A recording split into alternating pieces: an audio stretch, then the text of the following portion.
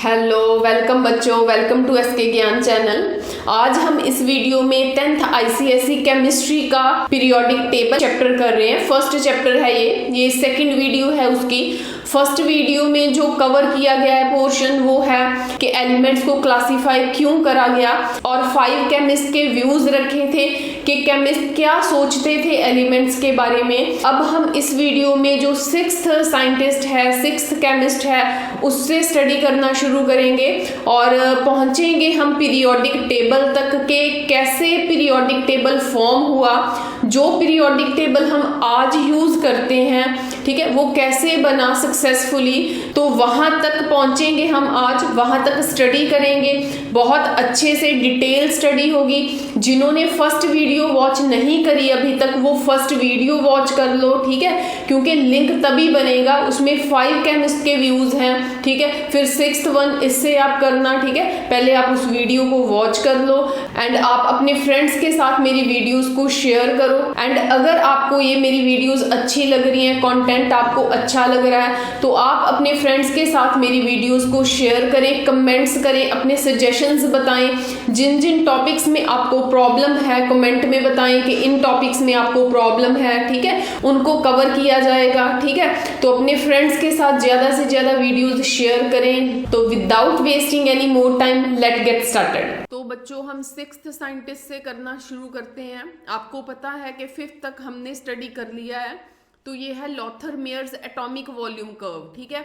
देखो, ये साइंटिस्ट का नाम था लॉथरमेयर एंड उन्होंने जो भी पीरियोडिक टेबल के बारे में स्टडी करी है या उस टॉपिक का नाम रख दिया लॉथरमेयर्स एटॉमिक वॉल्यूम कर्व। आपने कभी ना कभी कर्व के बारे में पढ़ा होगा कि कर्व बेसिकली क्या होता है। तो जिसको तो ये बात पता है कि कर्व क्या होता है, वेल वो यहाँ से फास्ट फॉरवर्ड कर लो। जिनको नहीं पता वो कॉन्सेप्ट सुन लो। जैसे कर्व के लिए 2 एक्सिस बनाई जाती हैं, ठीक है, एक्स एक्सिस, वाई एक्सिस, और इन पे डिफरेंट डाटा लिया जाता है। वो कोई भी 2 क्वांटिटीज के बीच में रिलेशनशिप बताता है ये कर्व, कोई भी 2 क्वांटिटीज, ठीक है। सपोज मैं अपने सेंटर में पढ़ने वाले बच्चों की स्ट्रेंथ ले लेती हूँ, ठीक है। जैसे आप सबको पता है कि जो सेशन है वो मार्च से स्टार्ट होता है। सपोज यहाँ पे मार्च मंथ है, ठीक है, मार्च, अप्रैल, मई, जून, हम इतना लेते हैं। यहाँ पे हम स्ट्रेंथ कंसिडर कर लेते हैं। यहाँ पे 10 है, गैप ले लेते हैं हम 50 का गैप ले लेते हैं, ठीक है, 50, 100, ठीक है। आपको सिखाया गया होगा कि डाटा के अकॉर्डिंगली आप यहाँ पे गैप ले सकते हो, ठीक है। तो ये मैं रफली आपको बस एक आइडिया बता रही हूँ।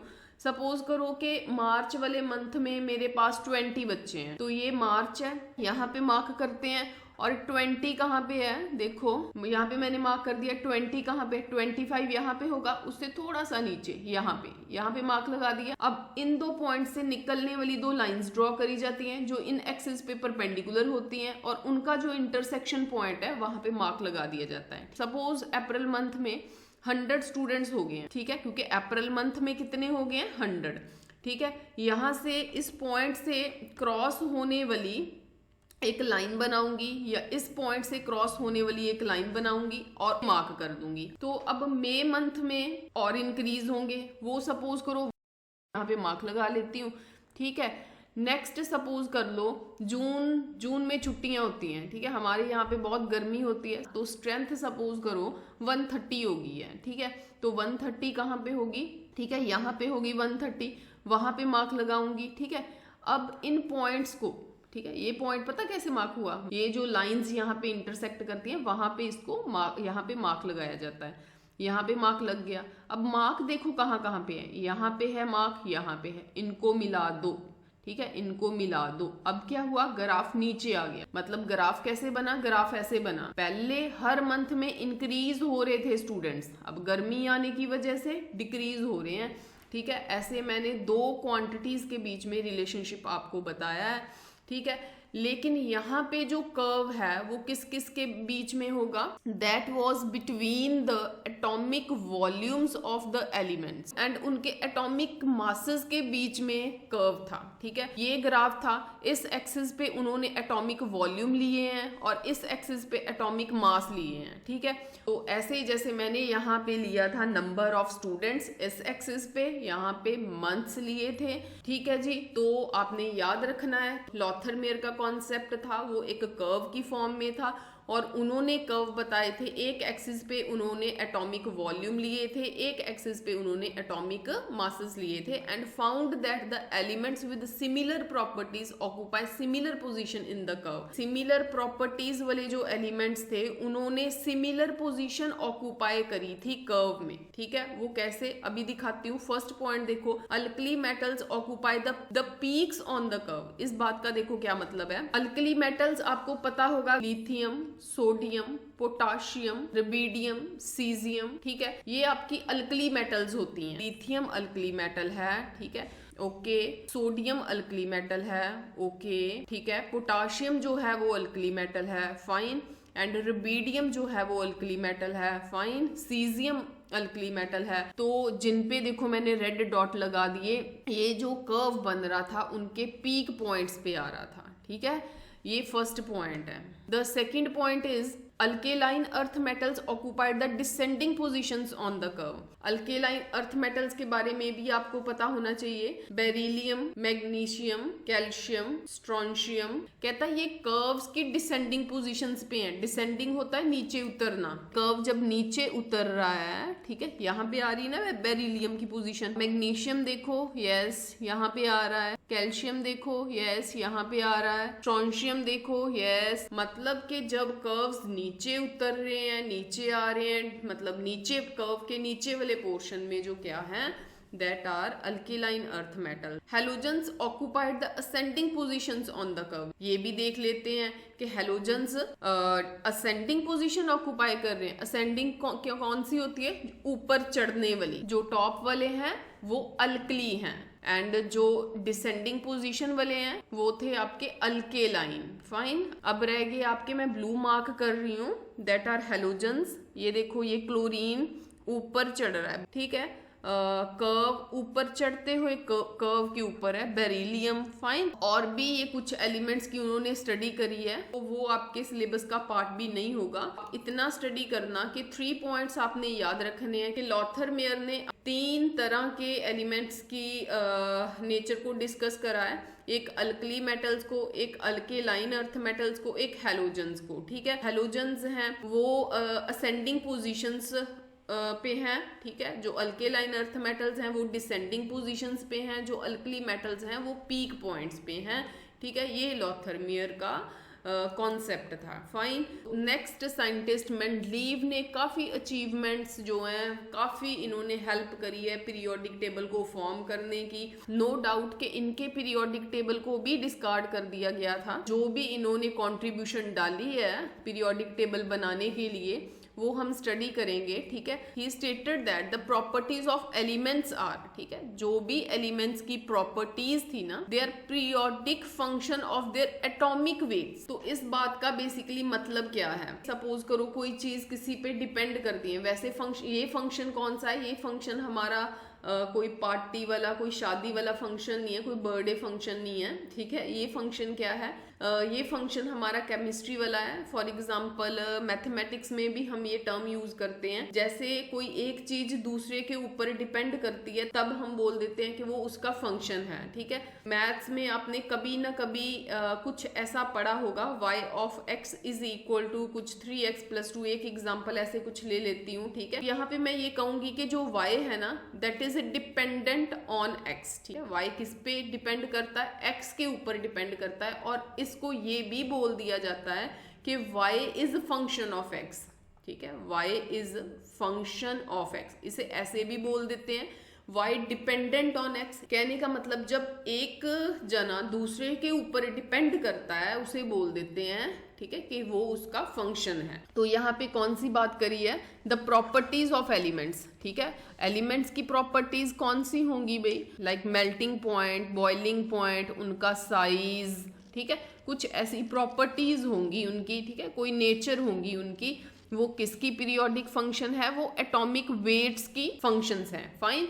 मतलब कि मेंडलीव ने अपने टेबल में मासेस की बात नहीं करी, उन्होंने एटॉमिक वेट की बात करी है। ठीक है, जो डिफरेंट प्रॉपर्टीज हैं वो डिपेंड करती हैं एटॉमिक वेट्स पे, मतलब पीरियोडिक टेबल में जो एलिमेंट्स फिट करे हैं प्रॉपर्टीज भी उनकी मैच करती हैं एंड क्या वेट्स को भी ध्यान में रखा हुआ है। ठीक है, इस बात का आपने यहाँ पे ध्यान रखा। जो मेंडलीव का पीरियोडिक टेबल था उसमें 9 वर्टिकल कॉलम थे, उन्हें ग्रुप्स बोला जाता था। 7 हॉरिजॉन्टल रोज थी, उसे पीरियड्स बोला जाता था। ठीक है, जो अभी फ्रेशर हैं इस टॉपिक को पढ़ रहे हैं, जिन्होंने 9th में ये टॉपिक नहीं टच करा, जिनको नहीं पता वो सुन लो। आपको एक टेबल मिलेगा, वो मैं नेक्स्ट जाके आपको दिखाती हूँ, जो ऊपर से लेके नीचे वाली ऐसे लाइंस में एलिमेंट्स पड़े होंगे। ठीक है, उन्हें कॉलम्स बोलते हैं। वर्टिकल आपको पता होगा कि क्या होता है। ठीक है, तो याद रखना आपने कि 9 वर्टिकल कॉलम रखे थे मेंडलीव ने। ठीक है, 7 हॉरिजॉन्टल रोज थी। रोज का आपको पता है कि रोज को ऐसे लेंगे, फाइन, ऐसे जो है वो रोज को लेंगे। Properties show a gradual change from metallic to non metallic on moving from left to right in a period. ठीक है, प्रॉपर्टीज जो है वो ऐसा ग्रेजुअल चेंज दिखाती थी कि मेटेलिक से नॉन मेटेलिक तक जो है वो वेरिएशन हुई है। जो भी पीरियोडिक टेबल शो करा होगा, ठीक है, जब आप लेफ्ट से राइट जाओगे, कहते properties show a gradual change from metallic to non metallic. ठीक है, इस साइड पे मेटेलिक, इस साइड पे नॉन मेटेलिक होंगे on moving from left to right. ठीक है, ये लेफ्ट साइड है, ये राइट साइड है। ठीक है, इस बात का आपने ध्यान रखना है। Gaps were left in periodic table for the elements which were not discovered at that time. ठीक है, जो एलिमेंट्स फाउंड नहीं हुए थे, ठीक है, उसमें गैप डाल दिया गया था, गैप रख दिया गया था। Importance of Mendeleev's periodic table, जैसे फर्स्ट पॉइंट है सिस्टेमेटिक स्टडी ऑफ एलिमेंट्स, मतलब एलिमेंट्स की एक इतनी सिस्टेमेटिक वे से स्टडी हुई है। मेंडलीव के पीरियोडिक टेबल से बहुत हेल्प मिली है मॉडर्न पीरियोडिक टेबल को भी। नो डाउट मेंडलीव का पीरियोडिक टेबल नहीं यूज किया जाता आज, लेकिन उन्होंने जो हेल्प करी है, ठीक है, मॉडर्न पीरियोडिक टेबल तक पहुंचने के लिए, दैट वाज वेरी यूजफुल। अभी हमने पीछे कहा कि उसके 9 वर्टिकल कॉलम्स थे। ठीक है, तो 7 हॉरिजॉन्टल रोज थी। तो यहाँ पे जो एलिमेंट्स पड़े होंगे ना वो सेम नेचर वाले थे। यहाँ पे जो एलिमेंट्स पड़े होंगे ना वो सेम नेचर वाले थे। तो अगर सेम नेचर वाले थे तो एक एलिमेंट का बस पता लग जाए कि वो कौन सी नेचर का है। ये देखो लिखा है, knowing the property of one element in a group the property of other elements could be easily predicted. ठीक है, एक एलिमेंट की प्रॉपर्टी पता लग गई, बाकियों की हम खुद अंदाजा लगा लेंगे कि वो कैसी होंगी। ठीक है, ये हेल्प मिली। दूसरी है prediction of new elements. Mendeleev ने ना खाली जगह छोड़ दी थी, जो एलिमेंट्स नहीं मिले थे उनको। Mendeleev left gaps in periodic table for undiscovered element. ठीक है, and predicted their properties. Obvious है, यहाँ पे सपोज कोई एलिमेंट पता लग गया, यहाँ पे पता नहीं लग रहा कौन सा है, तो अगर इसकी प्रॉपर्टीज पता लग गई है तो इसकी प्रॉपर्टीज प्रिडिक्टेड हो गई, मतलब पहले ही पता लग गई। ठीक है, प्रिडिक्शन ऑफ न्यू एलिमेंट्स। ठीक है, prediction of properties of new element होता तो ज्यादा अच्छा होना था यहाँ पे। ठीक है, मतलब जो नए एलिमेंट्स थे जिनके बारे में अभी पता नहीं था, जिनके लिए गैप छोड़ दिया था, उनकी प्रॉपर्टीज पता चल गई। फाइन, तो हुआ क्या बेसिकली, 3 एलिमेंट थे, एक था बोरॉन, एक था एल्युमिनियम, एक था सिलिकॉन। ठीक है, 3 एलिमेंट थे। बोरॉन के नीचे जो एलिमेंट था वो फाउंड नहीं हो रहा था, उन्होंने उसका नाम रख दिया इक्का बोरॉन। ठीक है, इक्का बोरॉन। फाइन, ऐसे एल्युमिनियम के नीचे जो एलिमेंट था उसका पता नहीं चल रहा था, उसका नाम रख दिया इक्का एल्युमिनियम। Fine, aluminium. ऐसे ही सिलिकॉन के नीचे जो एलिमेंट था उसका नाम रख दिया इक्का सिलिकॉन। ठीक है, अब प्रॉपर्टीज तो इनकी पता लग गई थी, और जब वो बाद में फाउंड हुए वो कौन कौन से एलिमेंट थे जो बोरॉन के नीचे, बोरॉन के बाद फिट होने वाला एलिमेंट था, दैट वाज बेसिकली स्कैंडियम, ये था गैलियम, एंड वो था जर्मेनियम। फाइन, जो इक्का बोरॉन था वो स्कैंडियम था। ठीक है, यहाँ पे स्कैंडियम इक्का बोरॉन था। ठीक है, जो एक का एल्युमिनियम था वो कौन सा है, वो गैलियम है। फाइन, एंड जो आपका जर्मेनियम है, ठीक है, वो कौन सा था, वो इक्का सिलिकन था। He left a gap below silicon and called the undiscovered element as इक्का silicon. Fine, discovery of germanium, silicon के नीचे किसकी डिस्कवरी हुई, जर्मेनियम की। Proved him right, similarly he predicted the properties of gallium, उन्होंने gallium की properties तो predict कर ली, ठीक है, जो कि था इक्का एल्यूमिनियम। सिमिलरली स्कैंडियम जो था इक्का बोरॉन, ठीक है। होप कि आपको ये अच्छी तरह समझ लग गई है, आप इन एलिमेंट्स को याद जरूर रखना। Now third point is correction of wrong atomic weights. अच्छा, तो इसका मतलब ये हुआ कि कुछ एलिमेंट्स ऐसे भी होंगे जिनके एटॉमिक वेट्स रॉन्ग होंगे। फाइन, तो it was helpful in correction of wrong atomic weights, ठीक है। तो रॉन्ग एटॉमिक वेट्स की भी करेक्शन हुई। इन्होंने सिर्फ बेरिलियम बताया है, ठीक है, एक बेरिलियम था, एक था इंडियम, फाइन, एक था इंडियम, एक था गोल्ड, एक था प्लेटिनम, इतने एलिमेंट्स थे। तो इन एलिमेंट्स का वेट मेंडलीव ने करेक्ट करा था। तो अगर मैं बेरिलियम की बात करूं तो ये ऑलमोस्ट 13.9 से 9 पॉइंट समथिंग, मतलब 9 लिया जाता है, ठीक है, यहाँ तक करेक्ट कर दिया, ठीक है। इससे 13.9 से 9 जो है वो करेक्ट कर दिया गया। तो वैसे मैं आपको इसका फॉर्मूला बता देती हूँ इन केस कभी कोई पूछता है, कोई न्यूमेरिकल में, या कभी कोई फॉर्मूला ही पूछ लेता है एग्जाम में, जहाँ कोई न्यूमेरिकल आपको दिख जाता है, तो वो क्या होगा, जो एटॉमिक वेट है, atomic weight that is equal to equivalent weight multiply valency, उस एटम की आपको वैलेंसी फिल करनी होती है, ठीक है। तो नेक्स्ट भाई मेंडलीव पीरियोडिक टेबल ऑब्वियस है, अगर इसके डिफेक्ट्स निकाले गए होंगे तभी तो इसे डिस्कार्ड किया गया होगा, तभी तो मॉडर्न पीरियोडिक टेबल बना होगा, ठीक है। तो फर्स्ट डिफेक्ट है पोजीशन ऑफ हाइड्रोजन, ठीक है, हाइड्रोजन की पोजीशन की लड़ाई है, लड़ाई इसकी अभी तक है हाइड्रोजन की पोजीशन की, ठीक है। तो होता क्या है बेसिकली, अभी मॉडर्न पीरियोडिक टेबल में भी आप देखोगे कि जो हाइड्रोजन है ना, इसे ग्रुप 1 में रखा गया है, ठीक है। अभी मेंडलीव के टेबल में भी 1 पे ही रखा गया है। जैसे अल्कली मेटल्स की पीछे कहीं पे बात हुई है ना, जो अल्कली मेटल्स से ऊपर है ना, जैसे लिथियम, सोडियम, पोटाशियम, ये पड़े हैं, तो इनके ऊपर यहाँ पे ना, ठीक है, यहाँ पे ना हाइड्रोजन रखा गया है, मेंडलीव ने हाइड्रोजन को यहाँ पे रख दिया, ठीक है। ऐसे ही हेलोजन्स थे, हेलोजन्स कहाँ पे हैं, जो लास्ट कॉलम है ना वो नोबल गैसेस का है, उससे पहले वाला जो है तो फ्लोरीन, क्लोरीन, ब्रोमीन, ठीक है, ये हेलोजन्स हैं। फाइन, अब यहाँ पे कहते क्या है वो सुनो, hydrogen is placed in group 1, yes, but its properties resemble with those of halogens, इसकी जो प्रॉपर्टीज थी ना, ठीक है, वो हेलोजन्स के साथ मैच होती थी, and hence its position is controversial, so इसकी पोजीशन कंट्रोवर्जियल है, ठीक है। नेक्स्ट है पोजीशन ऑफ आइसोटोप्स, ये भी एक ड्रॉबैक है, ये मेंडलीव की ड्रॉबैक भी है और ये मॉडर्न पीरियोडिक टेबल की ड्रॉबैक भी रहेगी, ठीक है। क्या है इसमें, जैसे आपने पीरियोडिक टेबल में देखा होगा कि हाइड्रोजन को तो पोजीशन मिल गई है, लेकिन इसके 3 आइसोटोप्स थे, ठीक है। तो इन आइसोटोप्स की बात भी हमने 9th में करी हुई है। तो ऐसा नहीं है कि जब आइसोटोप्स मिले तो यहाँ पे हिलजुल गया सारा कुछ अपनी अपनी जगह पे ही रहा, ठीक है। आइसोटोप्स को कोई नई जगह नहीं दी, अगर देते तो ये सबका ऑर्डर चेंज हो जाना था, सारा टेबल खराब हो जाना था, इसलिए उन्होंने आइसोटोप्स को कोई जगह नहीं दी।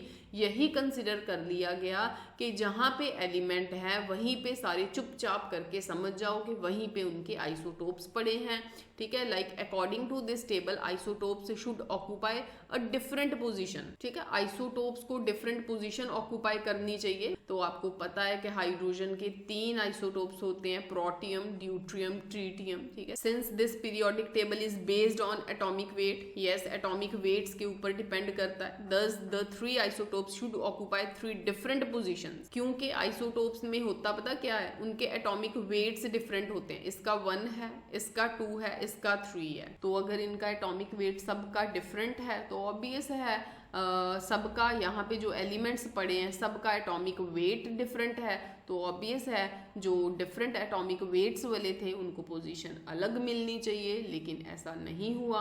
बॉक्स में H डाल के लिखा है, it includes all the 3 isotopes.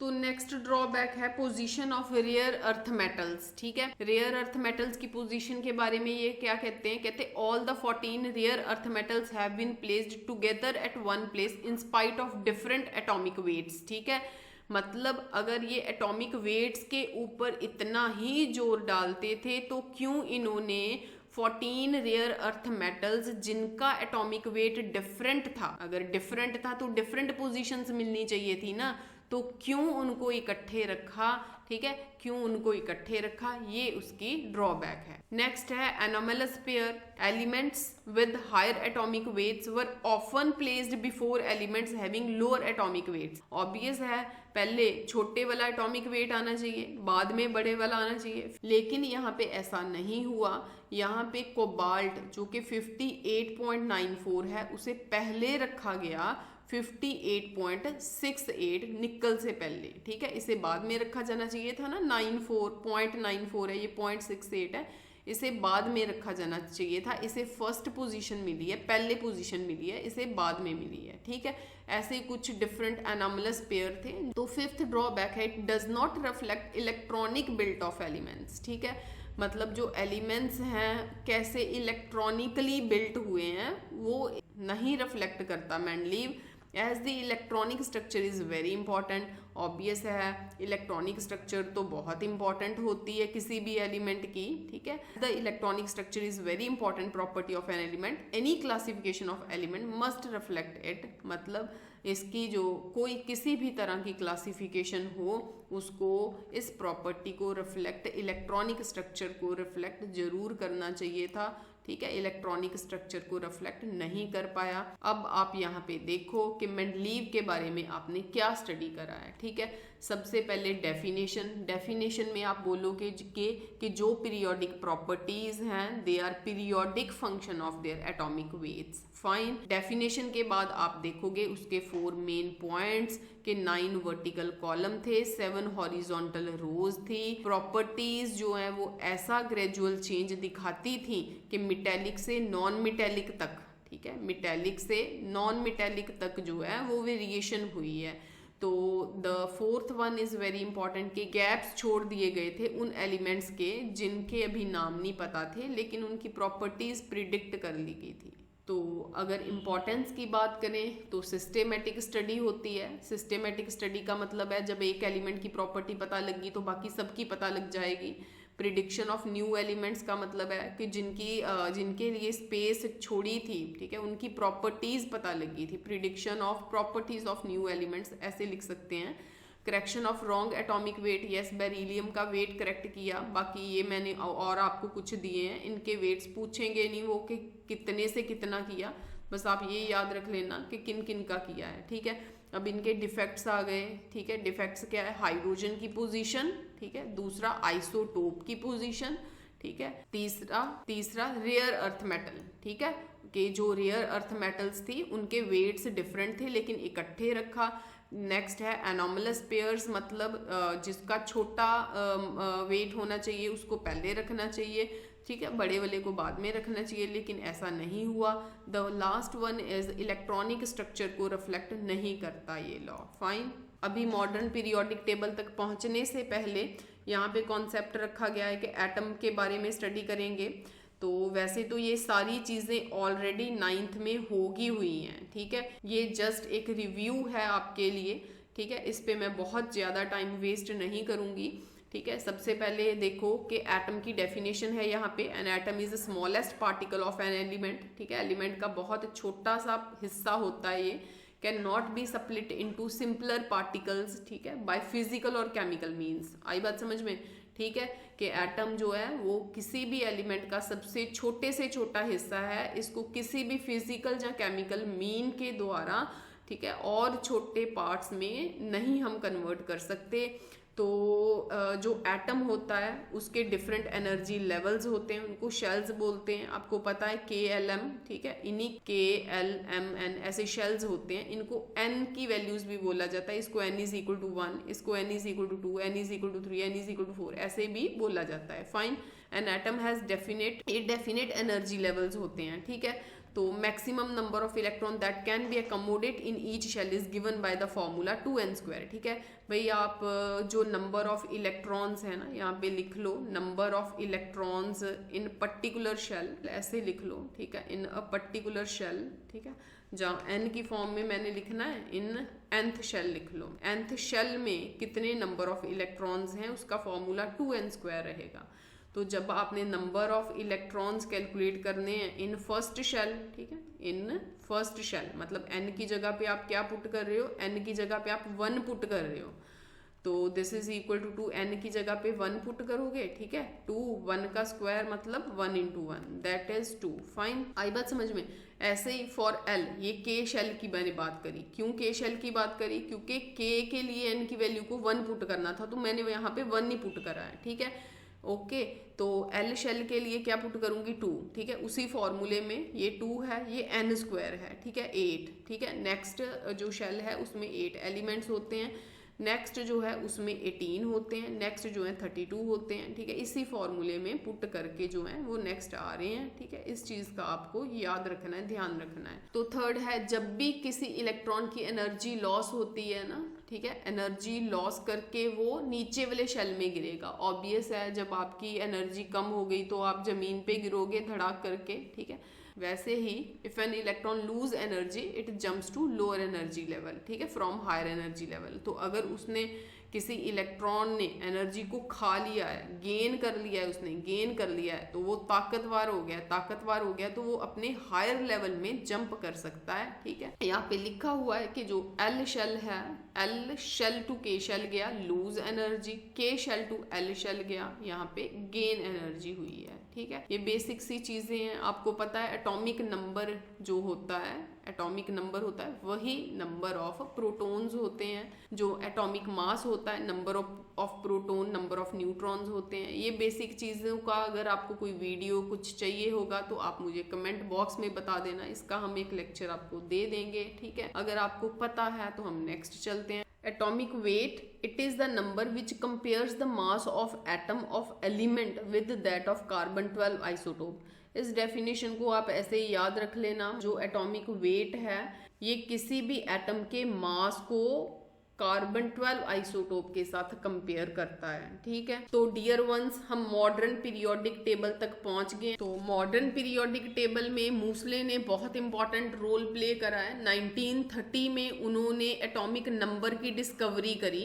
Bohr used this property to frame the modern periodic table called as long form of periodic table. ठीक है, तो बोहर ने ये वाली प्रॉपर्टी यूज करी है मॉडर्न पीरियोडिक टेबल बनाने के लिए। ठीक है, the properties of elements are periodic function of their atomic number.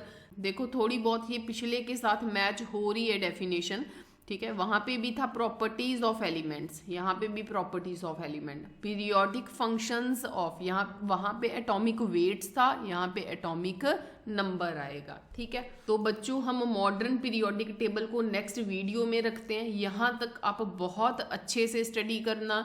ठीक है, मैं कोशिश करूंगी कि जल्दी से जल्दी आपको मैं ये वीडियो प्रोवाइड करूं मॉडर्न पीरियोडिक लॉ की, ताकि कोई भी गैप ना पड़े आपकी स्टडी में। ठीक है, आप यहाँ तक बहुत अच्छे से स्टडी करना। ठीक है, यहाँ तक रखती हूँ, यहाँ तक बहुत अच्छी तरह पक्का करके रखो। मैं जल्दी से जल्दी आपको अपनी नेक्स्ट वीडियो प्रोवाइड करूँगी। अपने फ्रेंड्स के साथ, अपने दोस्तों के साथ, क्लासमेट्स के साथ मेरी वीडियोज़ को शेयर करो। Subscribe my channel. Thank you so much.